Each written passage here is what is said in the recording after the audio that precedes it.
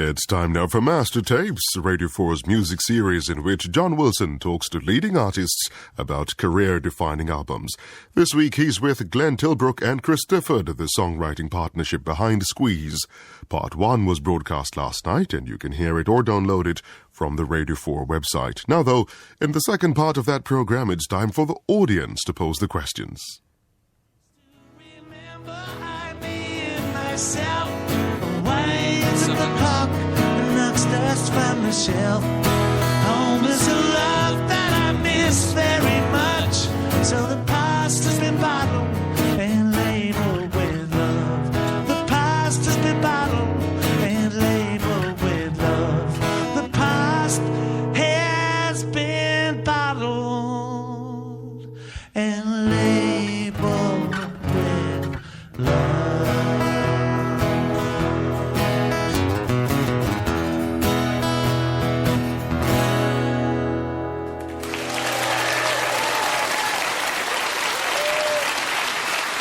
Hello and welcome to Mastertapes. That's Glenn Tilbrook and Chris Difford of Squeeze performing Labelled with Love for our audience here at the BBC Maida Vale studios.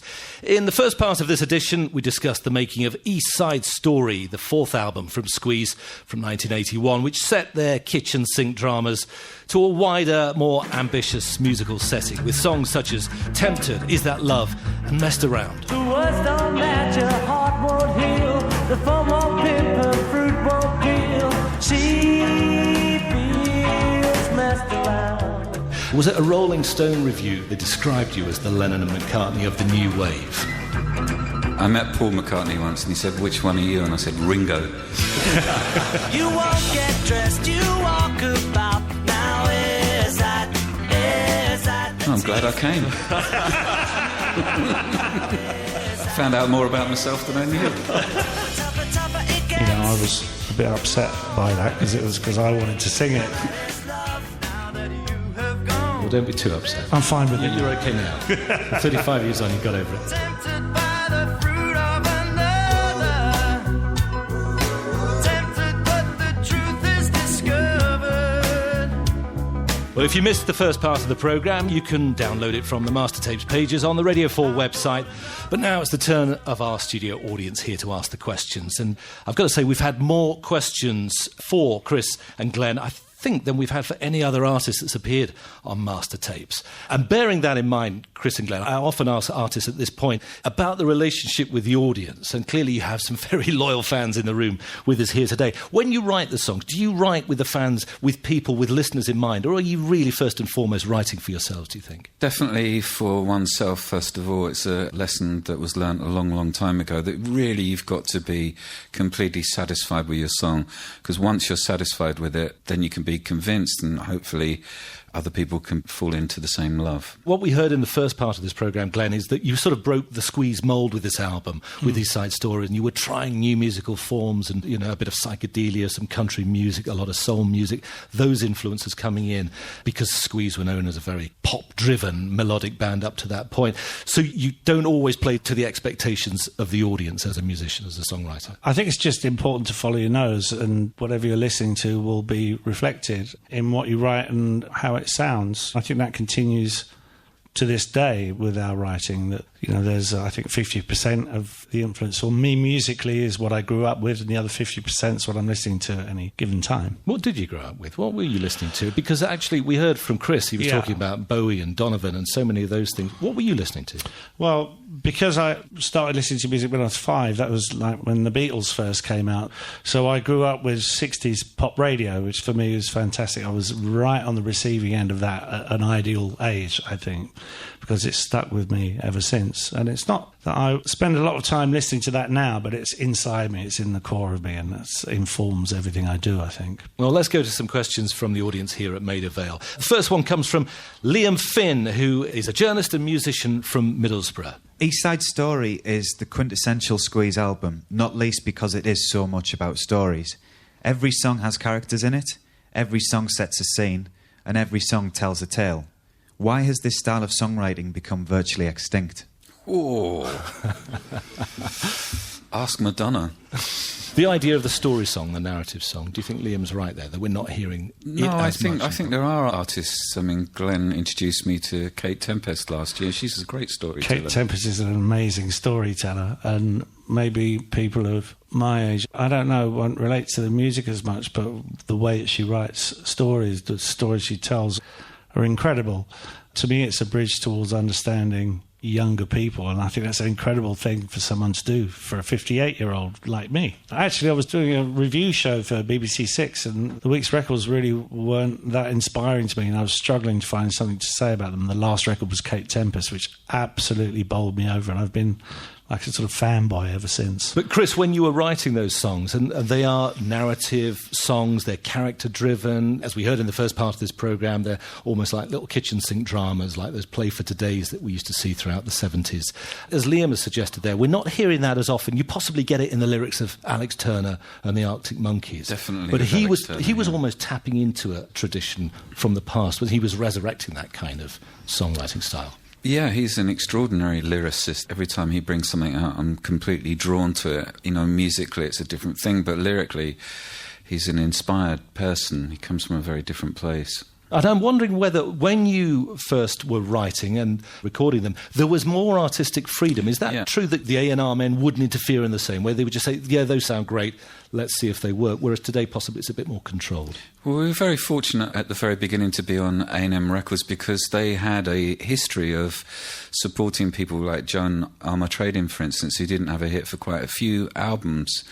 And Supertramp too, you know, so they would say you can go on and do another album until you find your feet. That's very difficult to find in a record company now. I'm just going to throw it back to Liam as well, because when you sent in your question, you also added the note that you think East Side Story is the greatest album in the history of British popular music, and that you'd be quite willing to explain why. Not one for hyperbole. No, you know, it might not be revolutionary in terms of recording techniques, but in terms of just 14 superb songs, you don't often get that on an album where every song you can say is absolutely superb, has so many different chord sequences, has such incredible lyrics.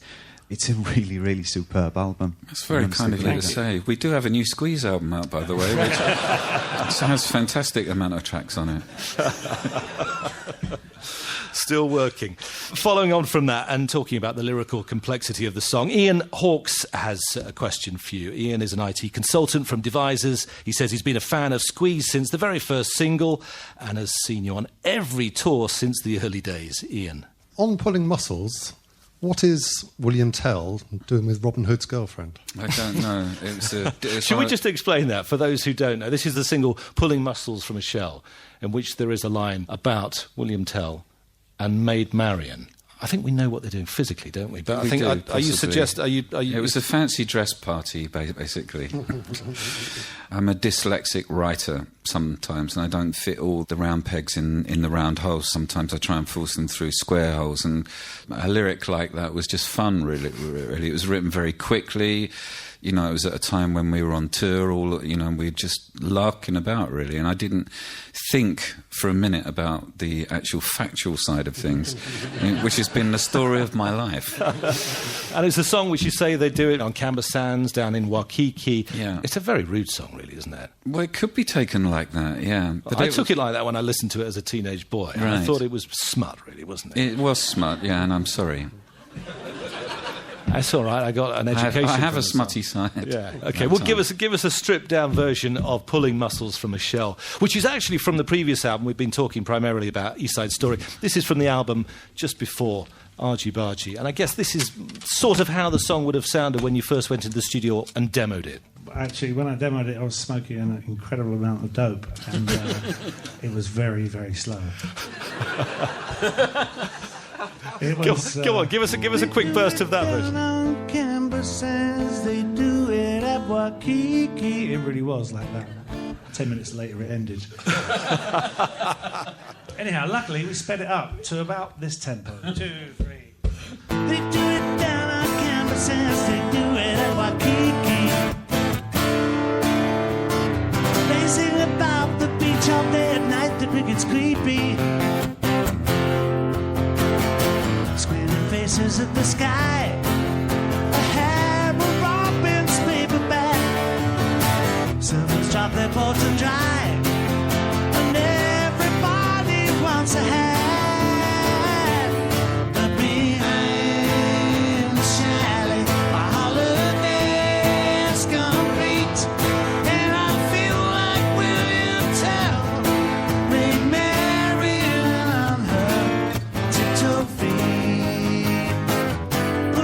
muscles from a shell. Pulling muscles from a shell. Maid Marian on tiptoed feet down behind the chalet. Shrinking from the sea so cold. Topless ladies looking away. Again, it's a very visual song. You can picture the scenario that's going on there. Shadows from the rain. I mean, you didn't mean literally that was a fancy dress party, did you? No, I'm joking. But I mean, there was a guy that lived next door to me on the estate that I used to live in. His dad had a car. My parents didn't have a car. And they had a caravan. And they took me down to the caravan one weekend. It was the most frightening experience of my life because the dad liked a bit of a drink and a pickled egg. And being stuck in a caravan with a bloke who liked to drink and a pickled egg and a bag of fish and chips, all sorts of smells were going on. And Pulling Muscles was kind of inspired by that. Pulling muscles from a shell. Pulling muscles from a shell. Two fat ladies, window shop, something for the middle piece. If a bingo all the nights, a panda for sweet little niece. Coach drivers stand about, looking at a local map about the boy who's gone away down to next door's caravan. But behind the chalet, my holiday's complete, and I feel like William Tell, Maid Marian on her tiptoe feet, pulling muscles from a shell, pulling muscles from a shell.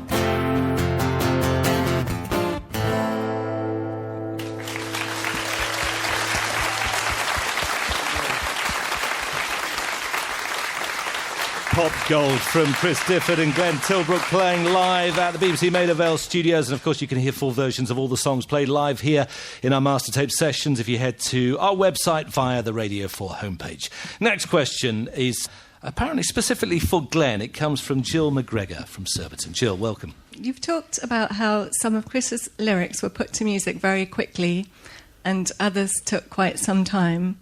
Were there any that proved impossible to find music for? And do you still have them? Not often, no. What used to happen is that Chris would give me lyrics and then, like a couple of years later, some of the lyrics would be recirculated if I hadn't done anything with them, which is absolutely fair enough, because he used to write many more lyrics than I would do tunes. Were there any times, Glenn, when a lyric arrived and for any particular reason you just said, I'm not going to do that, I'm not working with that one? You know, I'm sure it must have happened, but I can't remember. Right. Just move on, you know. And Chris, when you were writing the lyrics, and the lyrics scan in a certain way, there's a certain internal rhyme, a metre, did you ever go to Glenn? And I know in the first part you say it was generally you were working, there was total division of labour. Did you ever go to him and say, look, this one should be in, A minor and it should be to a samba rhythm or whatever? I wouldn't know what an A minor is anymore. No, I didn't. I think the fact that we gave each other so much freedom in those days is why those songs have life, It's just great to give each other space. And one of the great memories that I've got from the East Side Story album was Glenn would demo the songs, he'd beaver away at the songs, and you wouldn't know what was going on. It was under wraps.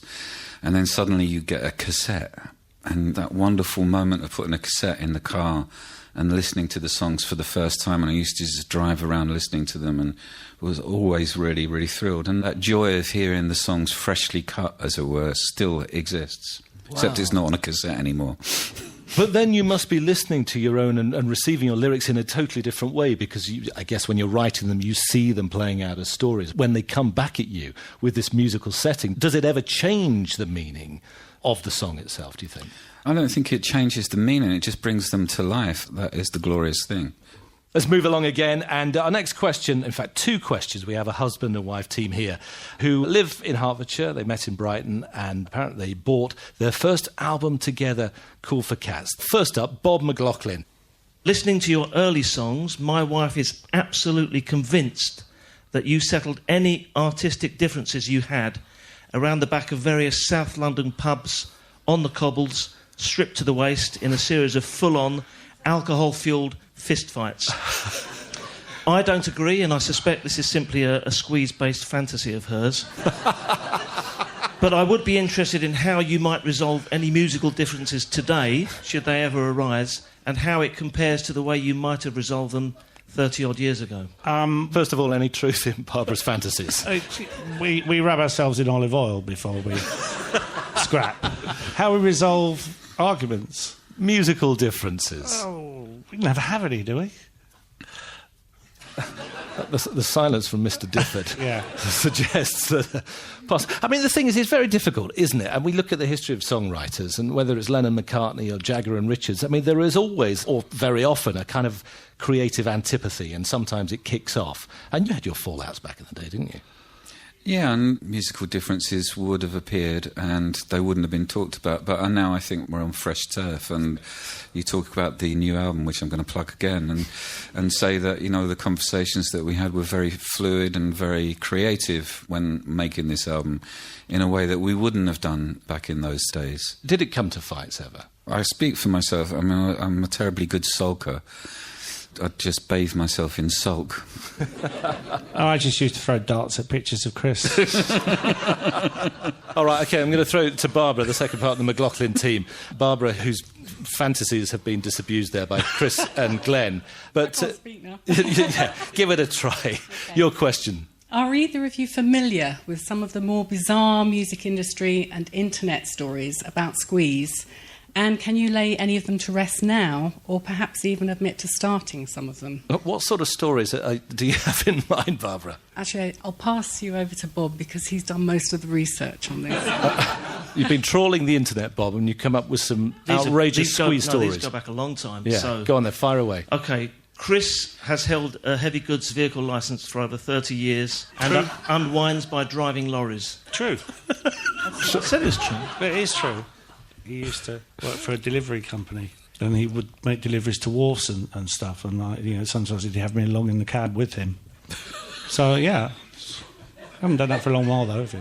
Hang on, can I just interject here? Because, Glenn, your face is very straight, you're very deadpan, but Chris is cracking up at this. I'm confused. Do you have an HGV licence or not? I nearly have one. I nearly have one. Is it... That's my wife laughing, because she does actually have one. And I don't. And it's a source of some friction within our relationship.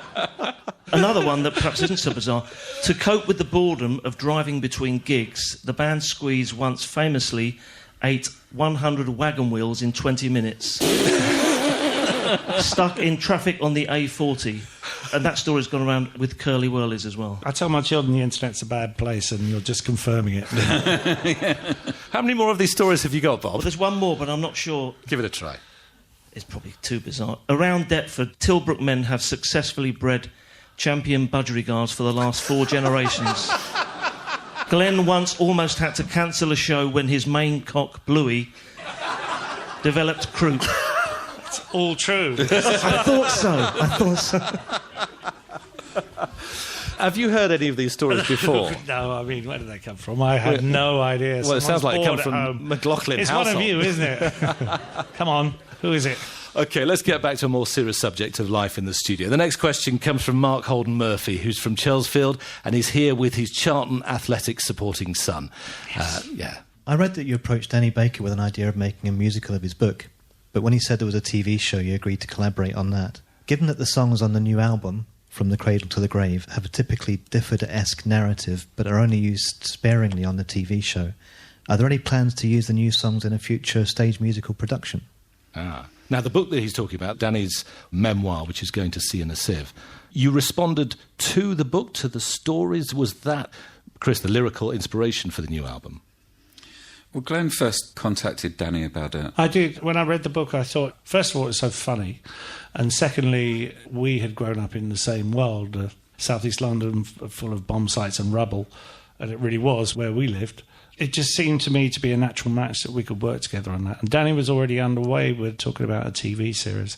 So that really became the focus for our writing over a period of years, because it goes back like 3 or 4 years since we first had the discussion, and now it's come to fruition, which is great. Yeah, because the TV spin-off of his book is called Cradle to the Grave. So did he take the title because you had given him the theme song for the series? We'd written the song already, but it seemed to fit so much. You know, that song was looking back about different stages in your life, as Danny's book was. So we played it to Danny and Jeff Pope, and they thought, oh, that's it.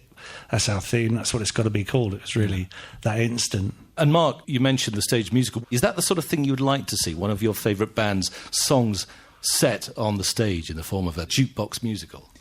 I think there may be too many of those on stage at the moment already, but the material appears to be there. I mean, it has done throughout your career, I would say. The songs lend themselves to that format, I would say, in my opinion. Yeah, and you mentioned earlier, of course, Chris, that there was a stage musical way back in in 1983, a couple of years after the East Side Story album came out, which was called Labelled with Love. So, I mean, that was kind of before its time in a way, because we've seen this slew of jukebox musicals in the West End, but you were doing it a good 20 years before it became the norm. I don't think what we did was a jukebox musical per se. I mean, I've been to see quite a few, and they are very much chewing gum musicals, is what I call them. Right. Well, you talk about Mamma Mia and We Will Rock You, the Queen one, that sort of thing. Yeah, I don't think we've got the repertoire for that, and I don't think that's the way we would want to go if we did do a musical. I think it'd need to have a deeper narrative to it, and much more of a story that would have humour and depth to it rather than just wedging songs into a script, which is what some of these things do. And what took you back into the studio? Because the new album, the more recent album, is, I think, the first set of songs for about 17 years, isn't it? And the first studio album from Squeeze. And you have recorded together as a duo, as Tilbrook and Difford and Tilbrook. So why is this a Squeeze record? I think because we had something to hang our hat on. We had a destination for our songs. I don't know how Chris feels about this, but I've spent a long time making records for a good 15, 20 years, and records that I'm really proud of, but you put them out and see very little happening with them. I suppose we didn't really want the same fate to befall a Squeeze record, and this has really been a tremendous motor for us as writers and for Squeeze as a band to get to the next place, which is great for us. I was in danger of nicking a question from an audience member here, because we have Kevin Timmons who's got a question, I think, on a very similar theme. Kevin? If Cradle to the Grave gets a second TV series, does that mean we get another Squeeze album? We're just talking about that now, actually. I hope so. Yeah, I think so. So this is the start of a new creative spark then. You're already talking about doing another album, even though this one is only just out. Glenn and I think, have learnt a lot of lessons about the way we recorded this record, and, you know, if we are fortunate enough to get the second series in a couple of years' time, then it would be great for us to be involved and to write some songs from it. Well, going back into the studio after all that time, and you've talked us back to 1981 and the making of East Side Story, and in fact beyond when you were first sending lyrics to Glenn. Has the process changed at all? Is it significantly different now to when you first set out together? You know, we're hopefully grown men now, and we don't really need filters. We know what we want to do and we know how to do it. I've got a studio, we can set up there and we can record. And in many ways, one of the things I've learnt about recording is that we've gone back to basics, and we have the whole band together and get takes and work at it and get it that way. That way you get excitement and you get adrenaline, and it sparks on the record. And the words, Chris, they're still flowing in the same way. Do you still arrive in the studio or send Glenn the complete lyrics, which have all been finely honed, send off to him to set to music? Well, I think on this album there's been more debate about the lyrics from both of us. Glenn has gone off and recorded solo albums where he's written his own lyrics, so he's become a lyricist in himself, and so we debate more than we used to, and that's quite a healthy thing, I think. OK, one more question, I think, from the audience, and this one comes from Sue Fisher from Chesterfield. She says she and her husband have been Squeeze fans for over 30 years and have travelled all over the UK and the USA to see them. Sue? My question is, if the two of you had never met, do you think you would still be musicians and songwriters now? Yes, I think so. When I was talking about being at school, and, you know, there was nothing else that I really wanted to do. I didn't really have the musical wherewithal to do what I thought that I wanted to do, but I just stumbled into it and I couldn't imagine doing anything else. I'm a pretty shoddy plumber. And my answer is, I'd like to think so, but I think that when we met, we actually provided something for each other that the other didn't have, and that was the thing that got us to the next place. I was always a very driven person, and I know I would have tried my hardest, but whether I'd have got to the same place without meeting Chris, I don't know. Oh, you got the HGV licence to fall back on, of course. I'm going to get it next year. Yeah. Well, that's all we have time for in this edition of Master Tapes. We're going to go out with some more live music. So my thanks to our audience here at the BBC Maida Vale studios, and most of all to Chris Difford and Glenn Tilbrook of Squeeze. Head to the Master Tapes pages on the Radio 4 website, where you can download today's programme, as well as the rest of the series. There's also exclusive content, including full versions of the songs played live here at Maida Vale. But what are you going to leave us with, boys? Well, we'll do a stripped-down version of Cool for Cats. Cool for Cats. 1, 2, 3.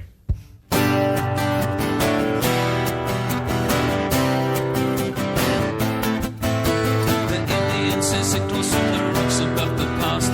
The cabbers take position in the bushes and the grass. The stories with the couple, she is tied against a tree.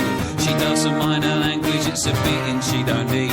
She lays loose all the horses when the corporal is asleep, and he wakes to find the fire's dead and arrows in his hat. And David Crockett rides around and says it's school for cats, it's school for cats. The swing's doing 90 cause they got nowhere to go to get a gang of villains in a shed up at Heathrow. They're counting out the fivers when the handcuffs suck again. They're in and out of once off if the numbers on their names. It's funny how the missus always looks a bleeding same. Meanwhile at the station there's a couple of likely lads who swallow as your father, and they're very cool for cats and cool for cats. To change the mood a little, I've been posing down the pub, but seeing my reflection, I'm looking slightly rough. I fancy this, I fancy that, I wanna be so flash. Give a little muscle, spend a little cash, but all I get is bitter and a nasty little rash. And by the time I'm sober, I've forgotten what I've had, and everybody tells me it's cool to be a cat, it's cool for cats.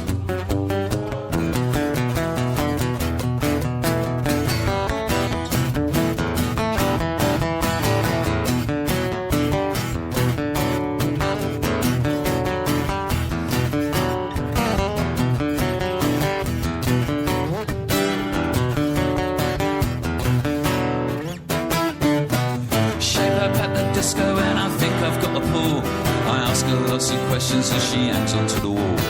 I'll kiss her for the first time and then I'll take her home. Invite in for coffee and I'll give the dog a bone. She says she likes the discos, that she's always on her own. I said I'll see you later and I'll give her some old chat, but it's not like they're on the TV when it's school for cats, it's school for cats.